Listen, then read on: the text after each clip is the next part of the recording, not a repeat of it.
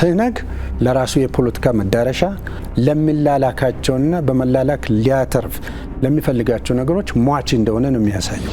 ከህጻጽ ጊዜያዊ መጠለያ ጣቢያም ይሁን ሌሎች መጠለያ ጣቢያዎች ላይ ተመሳሳይ ችግር አለ ብሎ ካለ ስለዚህ የሄደው ሰብአዊ ድጋፍ እየተደ ማለት ነው። ኮሚሽኑ የሰብአዊ ድጋፍን ተደራሽ እንዳያደርግ እየገጠመው ያለ ተጨባጭ ችግር ምንድነው?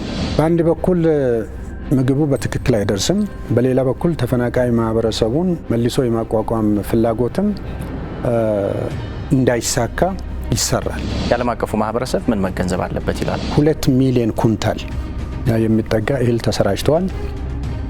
ይህንን ወደ ገንዘብ ስንቀይር ወደ 32 ቢሊዮን ይሆናል። አዲስ በጸደቀው በአደጋ ስጋት ስራ አመራር አዋጃችን ላይ ባልተገባና በተሳሳተ ሁኔታ የሚሄድ ተቋም፣ ግለሰብ፣ አካል ካለ በሕግ ይጠየቃል።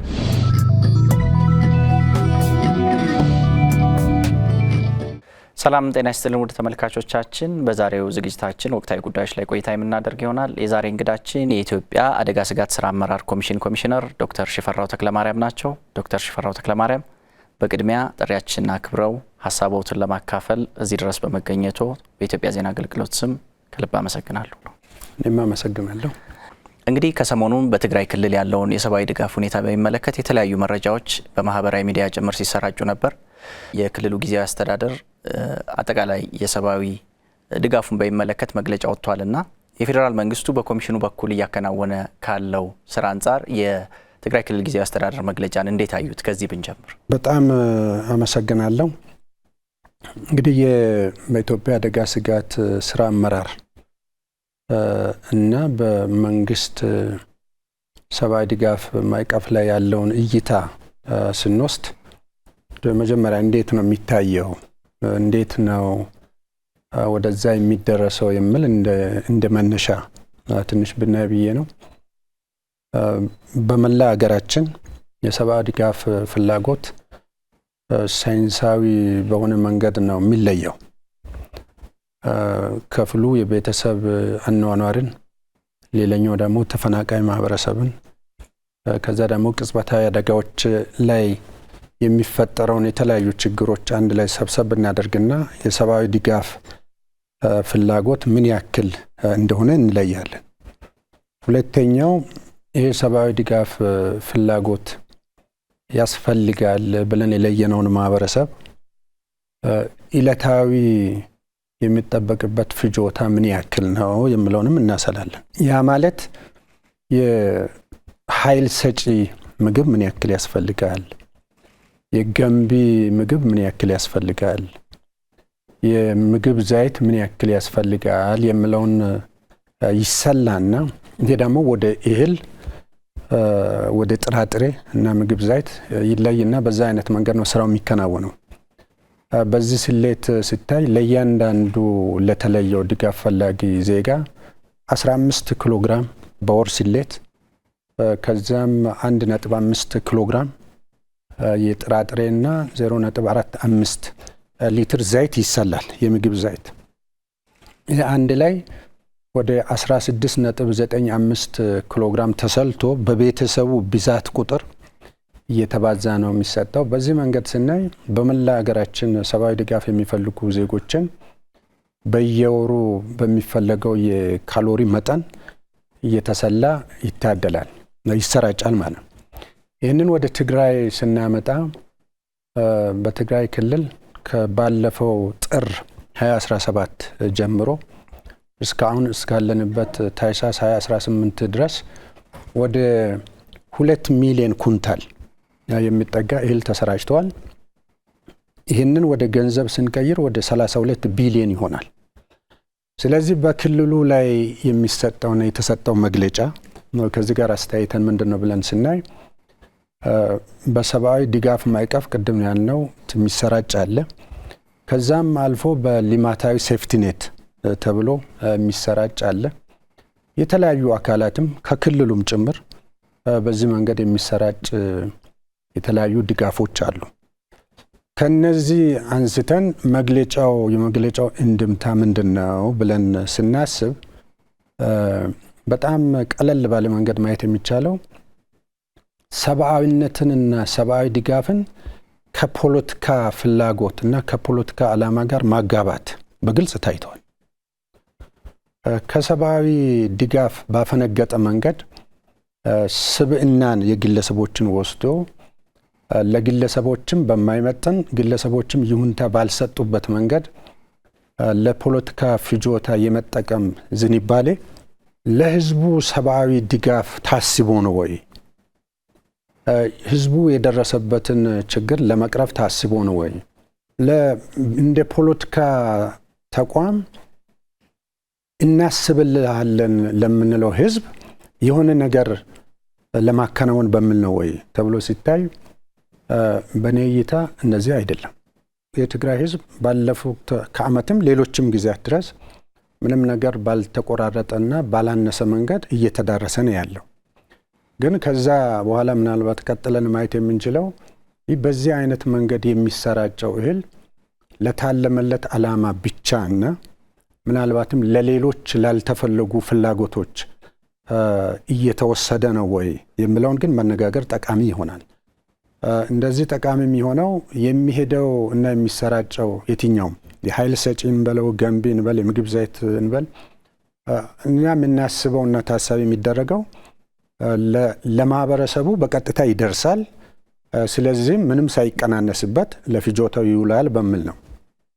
እንግዲህ ያ በማይሆንበት ሁኔታ ላይ የሚጎዳ ሰው ካለ አንድ እኔ ተጠያቂ ነኝ ይቆረቆራለው የሚለው ህዝብ በየትኛውም አይነት መንገድ ወደ ጉዳት ከመድረሱ በፊት ጉዳት ደርሷል ከተባለ የአካባቢው መስተዳድር የክልሎቹ አስተዳደሮች በዚህ ጊዜ ደግሞ በዚህኛው ጉዳይ ላይ የትግራይ ጊዜያዊ አስተዳደር የክልሉ የመጀመሪያው ጥንቃቄ የሚወስድለት በምንም አይነት መንገድ ሰው እንዲጎዳም የተለያዩ ችግሮችም እንዳይጋለጥ ማድረግ ኃላፊነቱ ይሆናል ማለት። ከዚህ ተነስተን ስናይ መግለጫዎቹ ሲሰጡ የነበሩ መግለጫዎች አንዱ ይህንን ትልቅ ድጋፍ እውቅና የሚሰጥ አልነበረም። ያ ማለት ለ2 ሚሊዮን ኩንታል የገንዘብም ጭምር ተጨምሮበት ወደ 32 ቢሊዮን ተልኮ ሲያበቃ አንድ ሁለተኛ በሴፍቲኔት ፕሮግራሞች ከ1 ሚሊዮን በላይ ህዝብ ነው ትግራይ ለሚገለገለው ይሄ ባልተገለጠበት ሁኔታ ሶስተኛው በስነ ምግብና በመሳሰሉትም በተለያዩ ተቋማት የሚሰጡ ድጋፎችም እንደ ድጋፍም እውቅና ባልተሰጠባቸው ሁኔታዎች የመግለጫዎቹ እንድምታ ምንድነው ተብሎ ከተባለ ሰብአዊነትን ታሳቢ ያደረገ ሳይሆን የፖለቲካ ፍላጎትን መነሻ ያደረገ ነው ተብሎ ነው ሊወሰድ የሚችለው።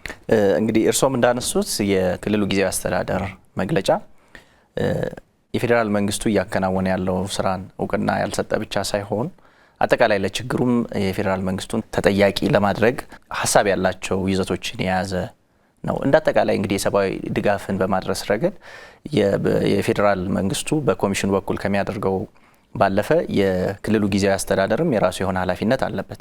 ስለዚህ ከዚህ አኳያ በምን አይነት መልኩ ነው እያገዘ ያለው? ኃላፊነቱን በትክክል ተወጥቷል ብለን መውሰድ እንችላለን? በጣም ጥሩ ሀሳብ ነው።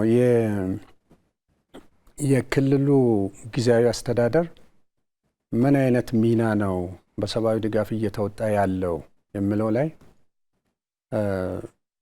በተቋማችን ግምገማ ሁላችንም በምናውቀው መሰረት ሰብአዊነትን ፊት ለፊት ያስቀደመ ሳይሆን የፖለቲካ ፍላጎቶችን ፊት ለፊት ያስቀደመ ነው። ይህ በግልጽ የሚታወቅ ነው። በግልጽ የሚታወቅበት ምክንያት ሰው እኔ ለማገለግለው ማህበረሰብ ተጠያቂነት አለብኝ ማገልገል አለብኝ ለሚል ተቋም የመጀመሪያው ስራ ሰው እንዳይጎዳ ማድረግ ነው። የሚጎዳባቸውን አጋጣሚዎች በመፍጠር ወይ ሁኔታዎች በመፍጠር ይህንኑ መልሶ በማስተጋባት ለህዝቡም አለሁልህ ለዓለም አቀፍ ማህበረሰቡም እየተቸገርን ነው የሚለው መልእክት ለማስተላለፍ መሞከር ከመጀመሪያውም ለህዝቡ የሚታሰብ ነገር እንደሌለ ግን ለፖለቲካ ፍላጎቶች የሚሰራ ነገር መኖሩን የሚያሳይ ነው። 1 2 3 ማሳያዎችን እናነሳለን። በክልሉ በጊዜያዊ አስተዳደሩ ማዕቀፍ ውስጥ የሚታዩ የተለያዩ ስርጭቶች የሰብአዊ ድጋፍ ስርጭቶች ለተባለው ዓላማ ብቻ ነው ወይ የሚውሉት የሚለውን ጥያቄ ማንሳት ተገቢ ነው። ይህ ማለት ቅድም ባስቀመጥኩት ስሌት መሰረት የወርሃዊ የካሎሪ ፍላጎት፣ የገንቢ ምግብ ፍላጎት፣ የምግብ ዘይት ፍላጎት በተሟላ መንገድ የሚደርሰው ማህበረሰብ ለምንድን ነው ባልተፈለገ መንገድ ጉዳት ውስጥ ወድቋል ብለው ካሉ የጣሉት የሚለውን መመለስ ያስፈልጋል ማለት ሊሆን የሚችለው በቀላል አገላለጽ ቅድም ያነሳሁት 2 ሚሊዮን ኩንታል በ32 ቢሊዮን ብር እየተሰራጨ ያለ ተጎዳ ማህበረሰቡ ከተባለ በዛ መንገድ የሚቀርብ ከሆነ ስለዚህ የተላከው የተሰራጨው የምግብ እህል ቁሳቁስ በተሟላ መንገድ ሰዎቹ እየተጠቀሙት አይደለም ማለት ነው። እንግዲህ ተከትሎ የሚመጣው ጥያቄ ታዲያ የት ሄደ ነው? ታዲያ የት ሄደ? ሂሳቡ ዓለም አቀፍ ስሌት ነው። አንድ ሰው በዕለትና የዕለቱ ደግሞ በወር ተባዝቶ ሲታወቅ ምን ያክል ፍጆታ ምን ያክል የካሎሪ ፍላጎት ይኖረዋል ተብሎ የተሰራ ነው። ይሄ ዓለም አቀፍ መመዘኛ የሚያሟላ በዛ ስሌትም የሚከናወን ይህንንም ተሰልቶ 15 ኪሎግራም የምግብ የእህል ዘሮች 1.5 ኪሎግራም የጥራጥሬ ዘሮች 0.45 ሊትር ደግሞ ዘይት ይሰጣል ብለናል። የምግብ ዘይት ይሄ አንድን ሰው በየትኛው መንገድ ወደ ሌላ ችግር ውስጥ የሚከተው አይሆንም። በሌላ በኩል ከዚህ ጋር ተጓዳኝ የሆኑ ሌሎችም አገልግሎቶች ይሰጣሉ። ይሄ እየተሰጠ ያለ ጎደለ የሚል መዋቅር ካለ የጎደለበትን ምክንያት ገልጾ ተጨማሪ ድጋፍ የሚጠይቅ ካለ ተጨማሪ ድጋፍ ከሚሰጡ አካላት ለምሳሌ ከፌደራል መንግስት ከምንልከው እና ከተላከው በተጨማሪ ማለት የሚለውን ፊት ለፊት ተነጋግሮ ችግሩን ለመፍታት ማሄድ ይጠበቃል ማለት። ስለዚህ የክልሉ መግለጫም ይሁን የጊዜያዊ አስተዳደሩ ፍላጎት እና ሁኔታውን ሲገመገም መጀመሪያ መመለስ ያለበት የሄደው እህል የሄደው የምግብ ድጋፍ በተሟላ መንገድ የሰውን የወር ቆይታ የሚያሟላ ሆኖ ሲያበቃ ምን ጎሎት ነው የት ሄዶ ነው የሚለውን መመለስ ያስፈልጋል ማለት። ይሄ አንዱና ትልቁ ነጥብ ነው። ሁለተኛው ለሰብአዊነት የሚያስብ ሰው ፖለቲካውን ይቆይልኝ ብሎ ለሰብአዊነት የሚሄድ ሰው እዛ ያለውን ተፈናቃይ ማህበረሰብ መልሶ የማቋቋም ስራ ላይ የራሱን ድርሻ መወጣት አለበት። ተፈናቃይ ማህበረሰብን ለፖለቲካ ፍላጎት አግቶ የማቆየት ዝንባሌ ሰው በየትኛውም ሰዓት ራሱ ምርታማነትን ከመፍጠር አግዶ የሚያቆይ ነው። ስለዚህ የፖለቲካ ግብን ማሳካት የህዝብን ደህንነት የህዝብን የምግብ ፍላጎት ከማሟላት ጋር ሲነጻጸር የህዝብን ፍላጎት ማርካት የበላይ ነው፣ ሌሎቹ በሙሉ ቀጥለው የሚመጡ ናቸው ብሎ ከመስራት ይልቅ ተጠያቂነት አለመውሰድ፣ ኃላፊነት አለመውሰድ፣ ኃላፊነቱን የሌላ ሰው አድርጎ መውሰድ የሚታይበት ሁኔታ መገለጫዎቹን ስናይ በእርግጥም ለህዝቡ ታሳቢ ያደረገ ህዝቡን ለመታደግ የቆረጠ ለዛም የሚተጋ አካል ነው ብሎ ለመውሰድ በጣም ያስቸግራል። መልካም። በክልል ውስጥ የተለያዩ መጠለያ ጣቢያዎች አሉና የአንድ መጠለያ ጣቢያ ጉዳይ ጎልቶ ወጥቷልና ከዚህ ዘመቻ ጀርባ ያለው ሀቅ ምንድን ነው? እዛ አካባቢ ያለው የሰብአዊ ድጋፍ ተደራሽነትስ ምን ይመስላል? እንግዲህ በአስገደ ወረዳና በህጻጽ ካምፕ ላይ ጊዜያዊ መጠለያ ጣቢያ ላይ ያለውን ሁኔታ ገባ ብለን ለማየት ሞክረናል። አመቱን ሙሉ ቅድም ባልኩት መልኩ ድጋፍ ሲደረግ የቆየ መሆኑ እንደተጠበቀ ሆኖ ባለፉት 4 ወራት ደግሞ ምንድነው ሲሆን የነበረው የሚለውንም አይተናል። በእነዚህ በ4 ወሮች በሙሉ ሁሌም ቢሆን የሚገባቸውን ሲያገኙ የነበረ እንደሆነ ታይቷል። መረጃዎቻችን ይህንን ነው የሚያሳዩት። ስለዚህ ለምንድን ነው አሁን በዚህ ሰዓት ላይ የሚፈነዳ ነገር አድርጎ ማምጣት ያስፈለገው የሚለው ቅድም ካነሳናቸው ነጥቦች ጋር የሚያያዝ ነው። ዋናው የሆነ ነገር ለማሳካት ሲፈለግ የሆኑ ሰዎችን አጀንዳዎች ለማስተጋባት እና በዛም የሆነ የፖለቲካ ጥቅም ትርፍ ይገኛል ተብሎ ሲታሰብ የሚሰራውን የተለያዩ የሴራ ጉዳዮችን መሰረት የሚያደርግ ነው። ለምሳሌ የህጻጽ ብቻ ሳይሆን ሌሎችም ጊዜያዊ መጠለያ ጣቢያዎች ላይ ተመሳሳይ ችግሮች አሉ በሚልም የሚቀርብ ነገር አለ። እንግዲህ ቀድሜ ደጋግሜ ያነሳሁት 2 ሚሊዮን ኩንታል በአመት የሚያገኝ በጣቢያውም እንደዚህ በተመሳሳይ ከ99 ከመቶ በላይ ድርሻው የሚደርሰው ማህበረሰብ 32 ቢሊዮንን ያክል ሀብት የወጣበት ሰብአዊ ድጋፍ የሄደበት ክልል ከህጻጽ ጊዜያዊ መጠለያ ጣቢያ ይሁን ሌሎች መጠለያ ጣቢያዎች ላይ ተመሳሳይ ችግር አለ ብሎ ካለ ስለዚህ የሄደው ሰብአዊ ድጋፍ የት ሄደ ማለት ነው። ይሄ የሰብአዊ ድጋፍ መጠኑ ሳይንሳዊ በሆነ ዓለም አቀፋዊ በሆነ መስፈርት ተረጋግጦ የሚሰራጭ ነው። በእያንዳንዱ ቤተሰብም በነፍስ ወከፍ እየተባዛ የሚሰጥ ነው። ለምሳሌ አንድ ቤተሰብ ውስጥ የሆነ 5 ሰው ካለ 6 ሰው ካለ 17 ኪሎግራም ቅድም እናነሳው በዛ እየተባዛ የሚሄድ ከግማሽ ኩንታል በላይ ወደ ኩንታል የሚጠጋ የሰብአዊ ድጋፍ ስርጭት የሚከናወንበት ነው። ስለዚህ የተላከው የት ሄደ የሚለውን ማየት ጥሩ ይሆናል። ኦፍኮርስ የምናውቀው ነገር ከዚህ በፊት በነበረው ልምድ ማህበረሰቡ እጁ ላይ ሀብት ከደረሰው በኋላ ሰብአዊ ድጋፍ ምግብ ከቀረበለት በኋላ ከቀረበው ሀብት በፈቃደኝነት ላይ የተመሰረተ እየተባለ የሚቀረጥበት ሁኔታ ነበር። ያ የሚቀረጠው ከድርሻው የሚቀረጠው ምንም ጥያቄ የለውም። ሰው ከመጀመሪያ ተሰልቶ ወርሃዊ ፍጆታው ተሰልቶ የቀረበውን የሰብአዊ ድጋፍ ቁሳቁስ ያነሰ ውጤት እንዲኖረው ያነሰ የተሟላ ነገር እንዳይኖረው ያደርጋል።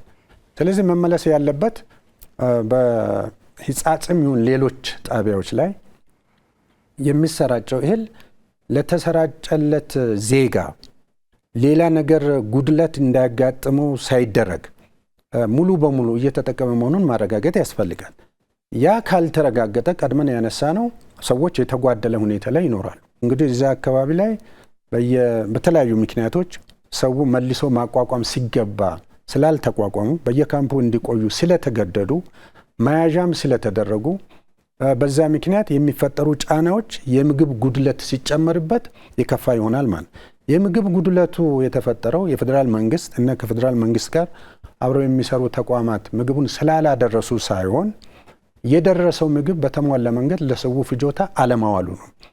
ስለዚህ ህጻጽም ላይ ሌሎችም ላይ የምናያቸው ነገሮች ለፖለቲካ ፍላጎት ማዋያ ለማድረግ ወጣቶችን በሚያውቁትም በማያውቁትም መንገድ ላይ በማሰማራት የአካባቢው አስተዳደር ምን የክልሉ ጊዜያዊ አስተዳደር የራሱን የቤት ስራ ሳይሰራ ቀርቶ የቤት ስራውን በሌላ ሰው እና በሌላ ምክንያት በፖለቲካዊ ፍላጎቶች የሚያሰራበት ሁኔታ ላይ መሄዱ ተቀባይነት ያለው አይደለም። ከዚህ ጋር በተያያዘ በተለይ የህወሓት ቡድን ከተፈጥሯዊ ባህሪው አንጻር ሰብአዊ ድጋፍን ለፖለቲካ ዓላማ በመዋል ይነሳልና በተለይ ለተፈናቃዮች የሚደርስ ወይም የሚላክ ሰብአዊ ድጋፍን ወደ ሌላ ቦታ ማዞር ተፈናቃዮች ወይም በችግር ውስጥ ያሉ ዜጎች በቋሚነት እንዳይቋቋሙም እንቅፋት መፍጠር የመሳሰሉ ጉዳዮች ይነሳሉ። ስለዚህ እናንተ የሰብአዊ ድጋፍ በማድረስ ረገድ ቦታው ላይ እንደሚሰራ ተቋም ሪፖርቶቻችሁ ምንድነው የሚያሳዩት? በተለይ ህወሓት ቡድን የሰብአዊ ድጋፍን በማስተጓጎል ረገድ ምን አይነት እንቅፋት ፈጥሮባችኋል? ኮሚሽኑ የሰብአዊ ድጋፍን ተደራሽ እንዳያደርግ እየገጠመው ያለ ተጨባጭ ችግር ምንድን ነው? ይህ በጣም መሰረታዊ ነጥብ ነው። የመጀመሪያው እና ትልቁ ነጥብ በዚህ ላይ ላነሳ የሚፈልገው በተለያዩ ጊዜያት ዓለም አቀፍ ተቋማት የሚባሉም ጭምር በትግራይ ውስጥ ሲካሄድ የነበረውን የሰብአዊ ድጋፍ አጠቃቀም ስርዓት እና ስርጭት ስርዓት በእነሱ አገላለጽ በኦዲተሮቻቸው አማካኝነት ምርመራም ፍተሻም ተደርጎ ነበር። የአንድ ዓመት ጊዜ ውስጥ አንድ ዓመት ተኩል ጊዜ ውስጥ ምናየው ማለት ነው። በእነዚህ ጥናቶች የተረጋገጠው ተፈናቃይ ማህበረሰብም ይሁን በክልሉ ውስጥ የሰብአዊ ድጋፍ ይፈልጋሉ የሚባሉ ዜጎች ተለይተው የሚታወቁ በፍላጎት ነው በሚል ሽፋን ውስጥ ግን ሁላቸውም እንደ መዋጮ ከተሰጣቸው እህል የተመደበባቸውን ድርሻ አሳልፈው የሚሰጡበት ሁኔታ ነበር። ይሄ የአጥኚዎቹ ውጤት የሚገልጸው ማለት። ሁለተኛው የተፈናቃዩ ማህበረሰብ ወደ ቋሚ ቀያቸው እንዲመለሱ የሚደረገው ጥረት ሁሌም ቢሆን ሲስተጓጎል ቆይተዋል። በአንድ በኩል ምግቡ በትክክል አይደርስም፣ በሌላ በኩል ተፈናቃይ ማህበረሰቡን መልሶ በቋምነት ምናልባትም በተሻለ ሁኔታ መልሶ የማቋቋም ፍላጎትም እንዳይሳካ ይሰራል። ይሄኛው እንዳይሳካ የሚሰራው የተለያዩ የፖለቲካ ፍላጎቶች ባልተሳኩበት ሁኔታ የዜጋው ጉዳይ ቅድሚያ የሚሰጠው አይደለም በሚል ነው። ይሄ በደንብ መያዝ ያለበት ነው። ዜጋው እንደ ዜጋ እንደ ሰብአዊ ፍጡር ለየትኛውም ሌሎች አጀንዳዎች መያዣ መሆን የለበትም። ዜጋው ለፖለቲካ ፍላጎቶች በዓለም አቀፍ ማህበረሰብ ዘንድም ይሁን በፖለቲካ ፍላጎቱ በራሱ ላይ ብዥታ በሚፈጠር አይነት መንገድ መያዣ የሚሆኑ ከሆነ ይጎዳሉ ማለት ነው። ይህ ሁለተኛው ነው። ሶስተኛው እኛ እንደ አገር ከተፈናቃይነት ጋር ተያይዞም ይሁን ራሳችንን መቻል አለብን ብለን በምንሄደው ላይ የቆየ እና ያለፉት መንግስታት በዘመናት ታይቶ የነበረውን በየቀኑ የረሃብ ከበሮ እየተመታ ይህንኑ ለመፍታት የሚያስችል ክልላዊ ነባራዊ ሁኔታም ባለበት ሁሌም ችግር እንደሆነ ይህንንም በማያሸማቅቅ መንገድ የራሳቸው የቤት ስራቸው የሆነውን ነገር የሌላ ሰው ስራ በማስመሰል የሚከድበት መንገድም ተቀባይነት ያለው አይደለም። እነዚህና ሌሎችን ቅድም ያነሳሁትንም የሚሄደውን ሰብአዊ ድጋፍ በትክክለኛው እንዲደርስ ከማድረግ ይልቅ የተለያዩ የቀረጥ ስርዓቶች ውስጥ በማስገባት የሄደለት ኦር የሚላክለት ሰው በተሟላ መንገድ አግኝቶ ህይወቱን ከችግሩ መሰረታዊ መፍትሄ እስከሚያገኝ ድረስ እንዳይቋቋም የማድረግም በጣም የተደራጀና ስርዓት የሚመስል ነገር ተዘርግቶ የሚሰራው ነገር በሙሉ የሚያሳየው ትህነግ ለራሱ የፖለቲካ መዳረሻ ለሚላላካቸውና በመላላክ ሊያተርፍ ለሚፈልጋቸው ነገሮች ሟች እንደሆነ ነው የሚያሳየው። ይህ ደግሞ ዛሬ የተፈጠረ ትላንት የሚል ሳይሆን እድሜውና ታሪኩን በሙሉ ለሚመረምር ሰው በጣም ግልጽ የሆነ ነገር ነው። እንደሚገባኝ ተጠያቂነትም የለም። ሰዎች የሚፈልጉትን ይሆናሉ፣ የፈለጉትን ያደርጋሉ። በዚህ አጋጣሚ ህዝቡ መላ የሀገራችንም ትግራይ ላይ ያለው ህዝባችንም ጭምር ይህንን ጉዳይ አንድ ቡድን እየተነሳ ለሚፈልገው ዓላማ ለሚፈልገው ምክንያት ህዝቡን መያዣ በሚያደርግበት ጊዜ ህዝቡን መያዣ ማድረግ ብቻ ሳይሆን ህዝቡ እንዲጎዳ ሰርቶ የተጎዳውን ማህበረሰብ ደግሞ መልሶ ለማጮህ ጥቅም ላይ የሚያውልበትን ሁኔታ በተሟላ ግንዛቤ መልክ ሊያስይዝ በስርዓትም ሊታገለው የሚገባ ነው ብዬ ነው የማስበው። ስለዚህ በእኔ ሀሳብ ትህነግ እየሄደበት ያለው ስሌት እና አካሄድ ህዝቡን እየጎዳው ነው፣ የህዝቡንም ገጽታ እያበላሸው ነው። የህዝቡን ታታርነት የህዝቡን ትጉህነትም በጣም በእጅጉ በሚባል ደረጃ እየሸረሸረው ነው የሚገኘው። አንዲን ማህበረሰቡም እዛ አካባቢ የሚንቀሳቀሱ የተለያዩ ፓርቲዎችም ጭምር በኃላፊነት መንፈስ ለህዝባቸው ባለው ኃላፊነት እና ተጠያቂነት ማስተካከል አለባቸው ብዬ ነው የማስበው። እንግዲህ አሁን እርሶም ሲጠቅሱት እንደነበረው የህወሓት ቡድን በተለይ ሰብአዊ ድጋፍን ለፖለቲካ ከማዋል አንጻር በችግር ውስጥ ያሉ ዜጎችን ደግሞ ለፖለቲካ ጥቅም አሁንም ከማዋል አንጻር በዘላቂነት እንዳይቋቋሙ ከማድረግ አንጻር የሚያከናውነው ነባር ባህሪው ከቡድኑ ባህሪ አንጻር ነባር ባህሪው እንዳለ ሆኖ ከዚህ አኳያ የዓለም አቀፉ ማህበረሰብ ምን መገንዘብ አለበት ይላሉ ኮሚሽነር? ትህነግ የሚታወቅበት ቋሚ ባህሪ ተብሎ የሚወሰደው ሌላኛውን ስኬት ሌላኛውን ዓላማ ለማሳካት በሚፈልግበት ጊዜ የዓለም ማህበረሰብን ትኩረት ይስባል። ምናልባትም ትግራይ ውስጥ ያሉ ዜጎቻችንም ጭምር ጆሮ ይስባል የሚሉ አጀንዳዎችን ማስተጋባት የተለመደ ነው። በተለይም ሰው በሰብአዊ ድጋፍ ምክንያት ወይ በሰብአዊ እርዳታ ምክንያት ተጎዳ የሚለው አገላለጽና አጀንዳ አድርጎ ለማስተጋባት መሞከር ለብዙ ሰው በቅንነት ለሚያየው መጎዳት የለባቸውም፣ ድጋፍም ማድረግ አለብን የሚል ሐሳብ ላይ እንዲደርስ በፍጥነት ሊገፋ የሚችል ነው። ስለዚህ በትነግ ባህሪ ይሄ ሂሳብ በጣም ብዙ ጊዜያት በጣም በብዙ ግጭቶች ወቅት እንደ ቅድመ ሁኔታ ማሟያ አይነት እየተደረገ የሚቀርብ ነው። ይህን ባለፉት ጊዜያትም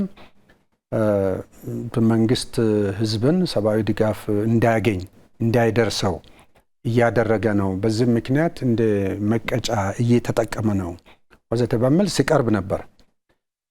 ይህ የዓለም አቀፍ ማህበረሰቡ ዘንድም ሲታይ በሰብአዊ እርዳታ ምክንያት ለምን ሰው ይጎዳል? ስብዕናን መታደግ፣ ሰብአዊነትን በሚቻለው መንገድ ሁሉ መደገፍ የሁላችንም ድርሻ ነው ብሎ እንድል መንገድ መክፈቻ ነው።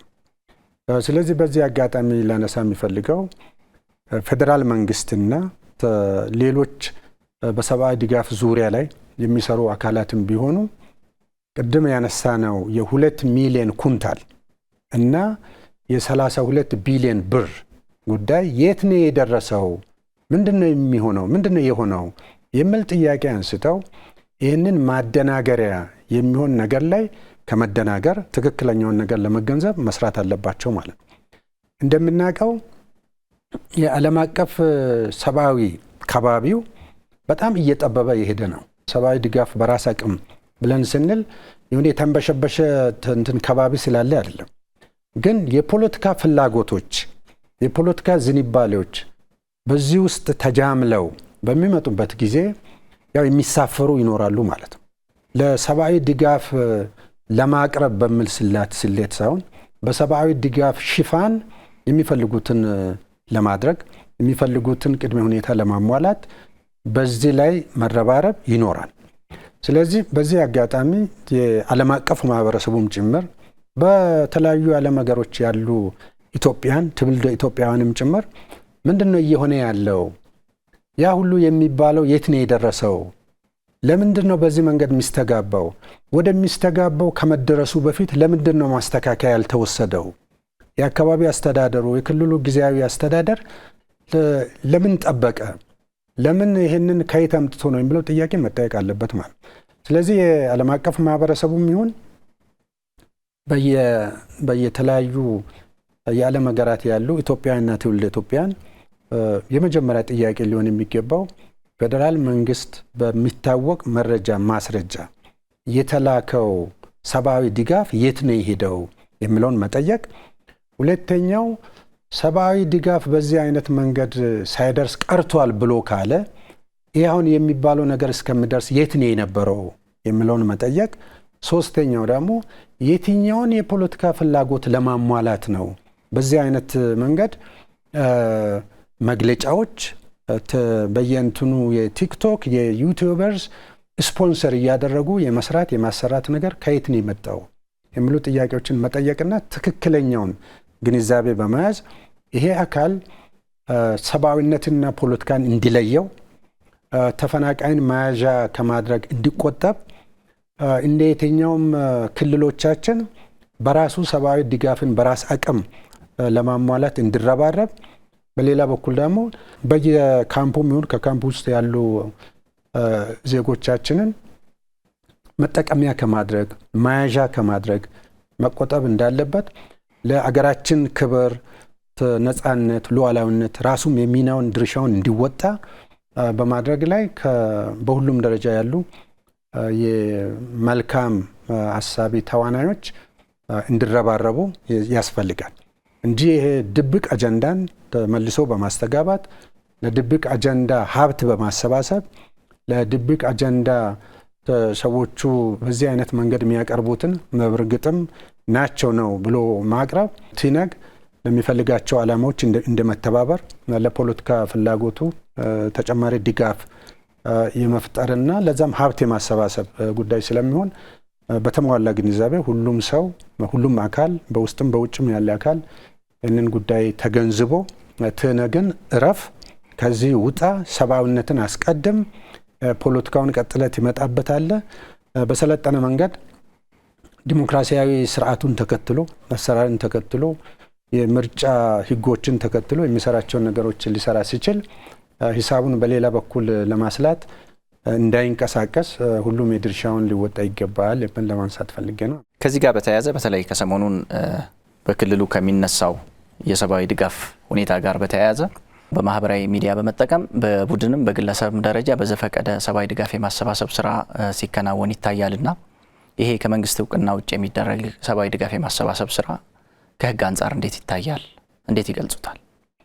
በጣም ጥሩ ነጥብ ነው። የሰብአዊ ድጋፍ ፍላጎት ቀደም እንዳየነው በፌደራል መንግስት ደረጃ በተሟላ መንገድ ነው እየቀረበ ያለው። 2 ሚሊዮን ኩንታል አንስተናል። 32 ቢሊዮን እንደሚሰራጭ በዚህ ላይ ብር እንደዋለ አንስተናል። ይህም በእያንዳንዱ በነፍስ ወከፍ ስሌት ተግባራዊ እንደሚሆን አንስተናል።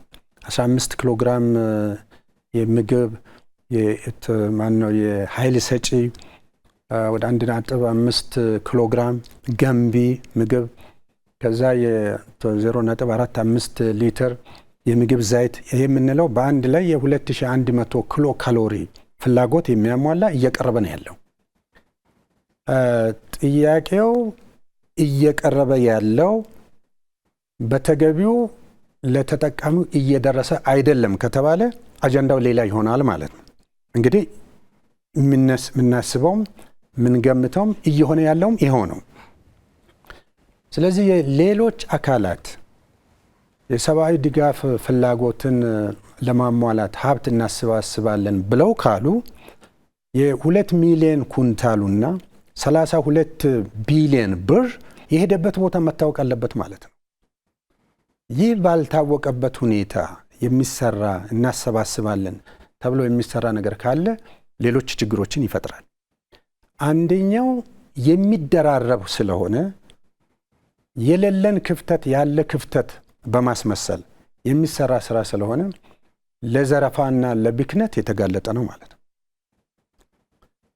ያስፈልገዋል ብለን ላሰብነው ዜጋችን ተፈናቃይ ማህበረሰብም ይሁን በህዝቡ ውስጥ ሰብአዊ ድጋፍ ፈላጊውን ማህበረሰብ የሚደርስ ሳይሆን በየመሃሉ ለሌሎች ፍላጎቶች ሀብትና ገንዘብ ለሚያሰባስቡ ሰዎች መንገድ ይከፍታል ማለት ነው። አንደኛው ነጥብ ይሄ ነው። ሁለተኛው እኛ ጥሪ አላስተላለፍንም። አቅም ጉድለት አለ አላልንም። የፌደራል መንግስት የአደጋ ስጋት ስራ አመራር ኮሚሽን ለዚህ የሚሆን በቂ አቅም፣ በቂ ክምችት፣ በቂ አሰራር አለው። ቅድም እንዳነሳሁት ማን ምን ያክል የሰብአዊ ድጋፍ ፍላጎት አለው የሚለውም በሳይንሳዊ መንገድ ይተነተናል። የቤተሰብ ላይ ያለው ተጋላጭነት ምንድነው? ተፈናቃዩ ምን ያክል ነው? ቅጽበታዊ አደጋዎች ምን ፈጠሩ የሚል ይደመርና ለዛ የሚሆን ደግሞ ምላሽ ተዘጋጅቶ ይሰራል።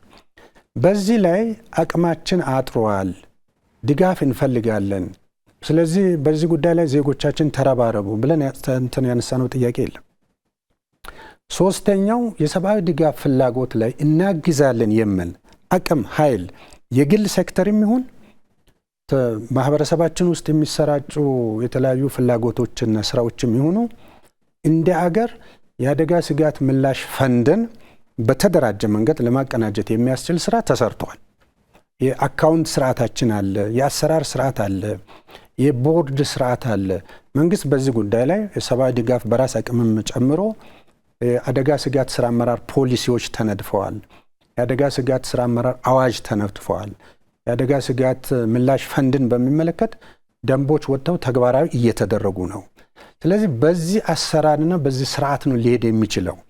በጣም ኢምፖርታንት ጠቃሚነት የማነሳው በአዲስ በጸደቀው በአደጋ ስጋት ስራ አመራር አዋጃችን ላይ ፍላጎቶችን በማናር ሰብአዊ ድጋፍ ፍላጎቶችን ማለት ነው የሌሉ ፍላጎቶችን በመፍጠር ባልተገባና በተሳሳተ ሁኔታ የሚሄድ ተቋም፣ ግለሰብ፣ አካል ካለ በሕግ ይጠየቃል።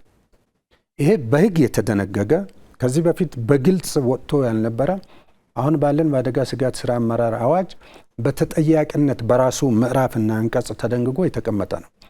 ስለዚህ በእነዚህ ጉዳዮች ላይ የተሳተፉ ወደ የሚሳተፉ አካላት ከሚመለከተው የአደጋ ስጋት ስራ አመራር ኮሚሽን መንግስትን ወክሎ ማለት ነው በሚያደርገው ጥሪ የሚሳተፉ ከሆነ ለዚሁ በተዘረጋው አሰራር መሰረት በአሰራሩ ውስጥ ይሳተፋሉ ማለት ነው። የአካውንት ስርዓቱ አለ። የተቸገረውን የምንለይበት ስርዓት አለ። የምንለይበት ስርዓት በፌደራልም ከክልሎችም ጋር አብረን የምንሰራው ስራ አለ። ከዛ በወጣና ባፈነገጠ መንገድ በተለያዩ መንገዶች ቅድም እንዳነሳሁት በግል ሴክተር ሊሆን ይችላል፣ በማህበራት ሊሆን ይችላል፣ በግለሰቦች ሊሆን ይችላል፣ በቲክቶክ፣ በዩቲዩብ በምን የሚሄደው አካሄድ ተቀባይነት የለውም። ተቀባይነት የለውም ብቻ ሳይሆን ተጠያቂነትን የሚያስከትል ነው። ምክንያቱም የህዝብን ሀብት ሲሰበሰብ የፋይናንስ ስርዓታችን የሚደነግገው አለ። አንድ ሰው ብድግ ብሎ ባልተፈቀደበትና በማይታወቅበት ሁኔታ ሀብት እየሰበሰበ ለዛውም ለቢክነት የሚጋለጥ ማለት በግለሰቦችም ይሁኑ በፓርቲዎችም ይሁኑ የት መዳረሻው እንደሆነ በማይታወቅ መንገድ ለመስራት መሞከር፣ ምናልባት አንዳንዶቹ በየዋህነት የሰሩትም ነገር ካለ ከዚህ መቆጠብ አለባቸው። ይሄ በአደጋ ስጋት ስራ አመራር አዋጃችን ይሁን በሀገሪቱ ህጎችና አሰራሮችም ይሁን በፋይናንስ ስርዓታችን የሚያስጠይቅ ነው። እዚህ ውስጥ መገኘት፣ እዚህ ውስጥ መሳተፍ ያልተፈለገውን በሰብአዊነት ላይ የተነጣጠረውን የፖለቲካ ፍላጎት ለማሳካት ካልሆነ በስተቀር የዜጎችን የሆነ ፍላጎት የሚያሳካ ነገር አይደለም። ምክንያቱም የዜጎች የሰብአዊ ድጋፍ ፍላጎት ቅድም እንዳነሳሁት በበቂ ደረጃ በሚታወቅ ትንተና መሰረት ፍላጎታቸውን የሚያሟሉ አቅርቦቶች እየቀረቡ ናቸው ያሉት። ለዚህ ደግሞ በአሁኑ ሰዓት ላይ አሁን ደጋግሜ ላነሳ የሚፈልገው በቂ ክምችትም በቂ አቅምም አለ እንደ ፌደራል መንግስት ማለት ነው ኮሚሽናችን የሚያስተዳድረው።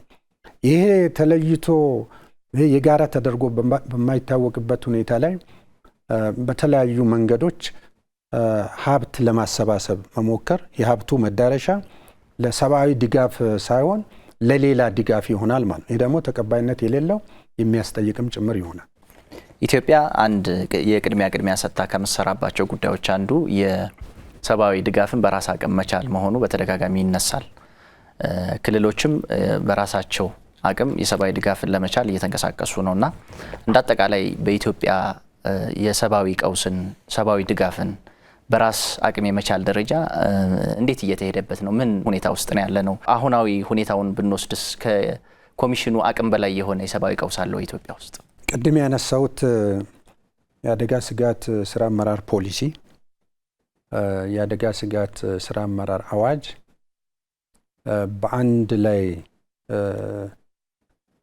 የሚያሳስበው ወር የሚመራው የሚደነግገው ነገር ቢኖር አገራችን ከምትታወቅበት ከተራዘመ ጊዜ የልመናና የተረጅነት ታሪክ መውጣት አለባት ነው። የልመናና የተረጅነት ታሪክ በክቡር ጠቅላይ ሚኒስትራችን በተለያየ ጊዜ ላይ እንደሚገለጸው ይህ የልመና ልምምድ ይህ የተረጅነት ልምምድ ወደሚቀጥለው ትውልድ መተላለፍ የለበትም ብለን ነው እየሰራን ያለ ነው። በዚህ ስራ ላይ ፍኖተ ካርታዎች ተቀርጸው ፓኬጆች ተይዘው ሁሉም የክልል መስተዳድሮቻችንና አካሎቻችን ባለቤት የሆኑበት ሰፊ እንቅስቃሴ እየተደረገ ነው ያለው። ይህ እንቅስቃሴ ከተጀመረ ወደ 2 ዓመት አካባቢ ሊሆን ነው። ወደ 10 ክልሎች የሚያክሉ የሰብአዊ ድጋፍን ከፌደራል መንግስት የሚሰጥባቸውን እድሎች እና ጊዜያት በራሳቸው ጊዜ ማከናወን ከጀመሩ ወደ 2 ዓመት አካባቢ እየሆነ ነው። ይህ ማለት ምን ማለት ነው? ሰብአዊ ድጋፍን ለዜጎቻችን በተመለከተ በሆነ አገር ላይ ታክስ ከሚሰበሰብባቸው ሰዎች እየመጣ በራሳችን አገር ያለው ማህበረሰብ ታክስ ሰብስቦ ምላሽ ሊሰጥ ከሚችለው አቅም በተለየ መንገድ መሄድ የለብንም ነው። ከውጭ በእርዳታ መንገድ የሚመጣ የምግብ እርዳታ በነፃ የመጣ የሚመስል ቢሆንም በውስጡ ግን ብዙ ችግሮች ያሉበት እንደሆነ በመገንዘብ በተለይም የህዝባችንን የክብሩን፣ ነፃነቱን፣ የተሟላ ሉዓላዊነቱን ለማረጋገጥ የምንችለው ሰብአዊ ድጋፍ ሉዓላዊነትን ስናረጋግጥ ነው በሚል እየተሰራ ነው ያለው። በዚህ ጉዳይ ላይ በጣም ብዙ ሄደናል። በፓኬጆች ደረጃ ቅድም እንደምናነሳው የአደጋ ስጋት ምላሽ ፈንድን አደራጅተናል። የአደጋ ስጋት ምላሽ ፈንድ በየትኛውም ጊዜ ለሚያስፈልጉን ወጪዎች በሙሉ ሌላ ቦታ ላይ ማንጋጠጥ ሳያስፈልግ በራሳችን አቅም እንድንወጣ ነው።